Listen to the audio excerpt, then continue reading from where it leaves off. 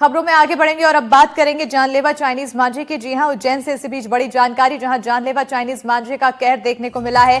उज्जैन में 40 दिनों में 8 हादसे हुए हैं और फिर एक छात्र घायल हुआ है, जहां पर 10 टाके छात्र को लगे हैं। बैन के बावजूद चाइनीज मांझे बिक रहे हैं। बड़ी जानकारी, मांझे की दुकानों पर पुलिस दबिश दे रही है और लगातार कार्रवाई की जा रही है। लोगों से अपील की जा रही है कि चाइनीज मांझे का ना ही खरीद करे ना ही बिक्री करे, लेकिन उसके बाद भी किसी भी तरह से यहां पर लोगों की तरफ से निर्देशों का पालन नहीं किया जा रहा है। चाइनीज मांझे के चलते 40 दिनों के अंदर 8 हादसे होने की जानकारी सामने आई है और एक बार फिर एक छात्र घायल हुआ, जिसे 10 टाके लगे हैं। बैन के बावजूद चाइनीज मांझे बिक रहे हैं। मांझे की दुकानों पर पुलिस लगातार दबिश भी दे रही है।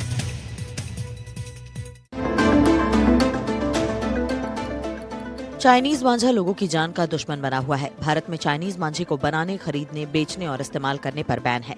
इसके बाद भी अवैध तरीके से वो सब कुछ किया जा रहा है जिस पर बैन है, और यही कारण है कि चाइनीज मांझे के कारण लगातार हादसे हो रहे हैं। बीते 1 महीने से चाइनीज मांझे से उज्जैन में 8 हादसे हो चुके हैं। वहीं प्रशासन दावा कर रहा है कि चाइनीज मांझे के खिलाफ सख्ती से कार्रवाई की जा रही है। उज्जैन में फिर एक बाइक सवार चाइनीज मांझे का शिकार हो गया। 20 साल का विनय रविवार शाम को बाइक से जा रहा था। इसी दौरान खंबे से लटक रहा चाइनीज मांझा उसके गले में फंस गया, जिससे गला कटने पर वो लहूलुहान हो गया। मौके पर मौजूद लोगों ने विनय को चरक अस्पताल पहुंचाया, जहां 2 घंटे ऑपरेशन कर विनय के गले से मांझे के टुकड़े निकाले गए और 10 टांके लगाए गए। सोमवार को महाकाल पुलिस ने बेगम बाग ब्रिज के नीचे से 2 नाबालिग समेत 3 मांझा सप्लायर को पकड़ा। उनके पास से करीब 25,000 रुपए की कीमत की 25 रील जब्त की गई। इसके बाद पुलिस ने चाइनीज मांझे की रील की होली चलाई और आरोपी का जुलूस निकाला। पुलिस पूछताछ में आरोपियों ने नीलगंगा निवासी प्रेम तिवारी नाम के शख्स का नाम सप्लायर के रूप में लिया, जिसकी तलाश पुलिस कर रही है। ये लगातार चाइना डोर के खिलाफ उज्जैन पुलिस कार्रवाई कर रही है और इसी क्रम में हमें सूचना मिली थी कि कुछ लोग जो है गलियों में घूम फिर के जो है चाइना डोर को बेच रहे हैं। हमने एक ट्रैप लगाया, बेगमपुरा ब्रिज के नीचे एक आरोपी मिला, जिससे हमने 25 चाइना डोर के गट्टे जब्त किए गए हैं। आज उसी के विरुद्ध कार्रवाई की जा रही है। उज्जैन प्रशासन चाइनीज मांझे के खिलाफ लगातार कार्रवाई की बात कह रहा है, लेकिन लगातार बढ़ते हादसे पुलिस की कार्यप्रणाली पर सवाल खड़े कर रहे हैं। आंकड़ों की बात करें तो 27 नवंबर को हरिफाटक ब्रिज पर महिला चाइना डोर की चपेट में आकर स्कूटी से गिरकर घायल हो गई थी। 30 नवंबर को हरिफाटक ब्रिज पर ही एक्टिवा सवार महिला के हाथ पर चाइनीज मांझे की डोर से कई जगह चोट आई थी। दिसंबर को गणेश नगर निवासी छात्र विपुल महिवाल 0 पॉइंट ब्रिज पर चाइनीज मांझे से लहूलुहान हो गया था। 10 दिसंबर को विराट नगर कॉलोनी में 8 साल के अमन के चाइनीज मांझे से खेलते हुए हाई टेंशन लाइन की चपेट में आकर झुलस गया था। 20 दिसंबर को आगर रोड पर खिलचीपुर पुलिया पर झारड़ा निवासी छात्र योगेश आंजना का गला कट गया था।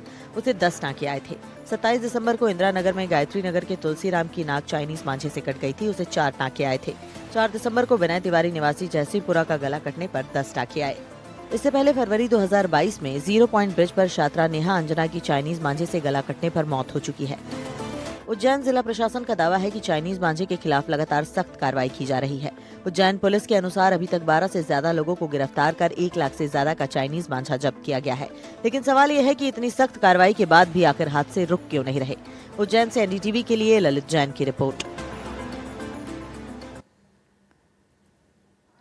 और इसी पर ज्यादा जानकारी के साथ हमारे सहयोगी ललित जैन जुड़ चुके हैं। सीधा रुख करेंगे हमारे सहयोगी की ओर। ललित, जिस तरह से मामले सामने आ रहे हैं, एक के बाद एक प्रशासन की तरफ से सख्ती तो बढ़ती जा रही है, लेकिन उस सख्ती का कुछ असर देखने को नहीं मिल रहा है लोगों के बीच। ऐसे में आने वाले समय में और क्या कुछ कदम उठाए जा सकते हैं प्रशासन की तरफ से चाइनीज मांझे के खिलाफ? जी, चाइनीज मांझे को बेचने के ऊपर सख्ती जो है वो दिख रही है। यहाँ पर दुकानों पर चाइनीज मांझा नहीं मिल रहा। जो चाइनीज मांझा है वो ऑनलाइन मंगवाया जा रहा है या लोग दबे छुपे बेच रहे हैं। क्योंकि चाइनीज मांझा बेचने की वजह कि इसमें प्रॉफिट ज्यादा होता है, इसलिए आज के लिए जो सेल्समैन टाइप में कुछ लोग हैं इसको घर घर जाके सप्लाई कर रहा है। रही बात है कार्रवाई की, तो पुलिस अभी लगातार दुकानों की सर्चिंग कर रही है। दुकानों पर होर्डिंग लगाए गए, बोर्ड लगाए गए, फ्लैक्स लगाए गए कि चाइनीज मांझा ना बेचे, इसका उपयोग न करे और इससे इसके कितने घातक असर है। साथ में पुलिस चाइनीज मांझा का उपयोग को देखने के लिए जो सकरात पे वो ड्रोन से निगरानी करेगी और अभी भी लगातार छतों पर दूरबीन से चेक कर रही है पुलिस जहां जहां पतंग उड़ती है। हालांकि अब तक ऐसे कोई बड़े मामले सामने नहीं आए या इस तरीके से कार्रवाई करने पे कोई पकड़ाया नहीं है। बिल्कुल, क्योंकि ऑनलाइन यहाँ पर देखने को मिल रही है कि लोगों की तरफ से खरीदी की जा रही है। ऐसे में लोगों को भी समझाइश देने की काफी जरूरत है कि जब बार बार हादसे हो रहे हैं तो इसका इस्तेमाल ना करें। दुकानों में बिक्री के लिए मना किया गया है, तो खरीदी के लिए भी यहाँ पर कुछ सख्ती होनी चाहिए। जो लोग इसका इस्तेमाल कर रहे हैं उनके ऊपर कार्रवाई। जी, चाइनीज मांझा का उपयोग न करें, इसके लिए पुलिस जागरूकता के लिए पुलिस प्रशासन और विद्युत मंडल तक के जागरूकता के लिए अभियान चला रहा है, अनाउंसमेंट करवा रहा है। रही बात, दुकानों पर भी इस तरीके के होर्डिंग लगाए गए और लोगों को प्रयास किया जा रहा है कि वो जागरूक हो, क्योंकि जब तक लोग खुद जागरूक नहीं होंगे, इस पे पुलिस या प्रशासन अकेले इस पे बैन नहीं लगा सकता है। खाली बैन लगाने से यह रोकथाम नहीं हो सकती। इसलिए बिल्कुल। पुलिस प्रशासन प्रयास कर रहा है कि किसी तरीके से लोग जागरूक हो, जिससे इस पर बैन लग सके, इसकी रोकथाम हो सके। हालांकि पिछले वर्ष की अपेक्षा या पिछले कई साल को देख लें तो इस बार चाइनीज मांझा काफी कम नजर आ रहा है। बिल्कुल, बहुत शुक्रिया ललित तमाम जानकारी देने के लिए। और अब देखना होगा कि आने वाले समय में लोगों को और भी ज्यादा लोगों के बीच कितनी ज्यादा सतर्कता देखने को मिलती है, जागरूकता देखने को मिलती है। बहरहाल अब खबरों में आगे बढ़ेंगे।